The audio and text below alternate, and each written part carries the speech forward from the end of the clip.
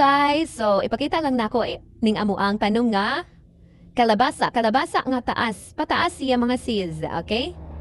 So karon ta ko nakakita inani nga kalabasa nga pataas. So kasagaran sa mga kalabasa nga nakita na ho is kanang lingin bitaw siya, dili pa inani.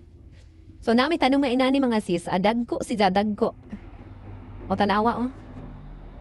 Pataas siya. Kunya na pa mas dako are sa ato ang kana, very big. Very big. Duhag, tunga sa ako ang kuan. Buwang, medyo buwang na siya. Napagyod, ari. Kani may murag, mas buwang. Kani may kinaguwangan nila. Kaya medyo nag-yellow na siya. So, kana. So, ang liso di ay ani is gikan ni sa napalit na mong kalabasa nga baligya sa merkado.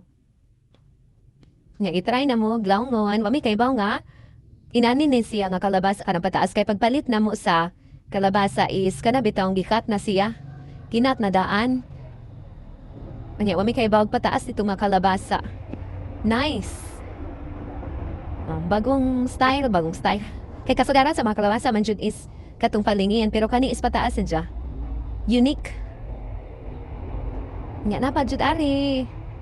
Daga na siya bunga. Napoy medyo gamay dire oh.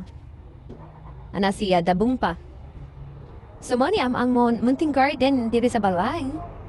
Sumo ta among bay. Kana among bay then nami garden dire. Ipalibot lang namo ang among kalabasa. Unya na po may mga panom nga.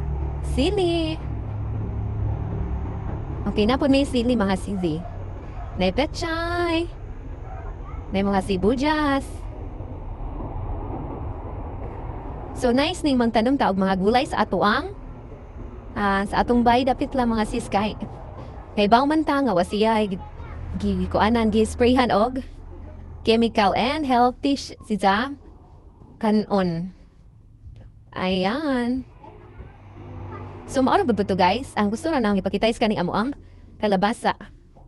Kay karon pa mi nakatanom ginani kalabasa nga pataas. So maoro to. Bye.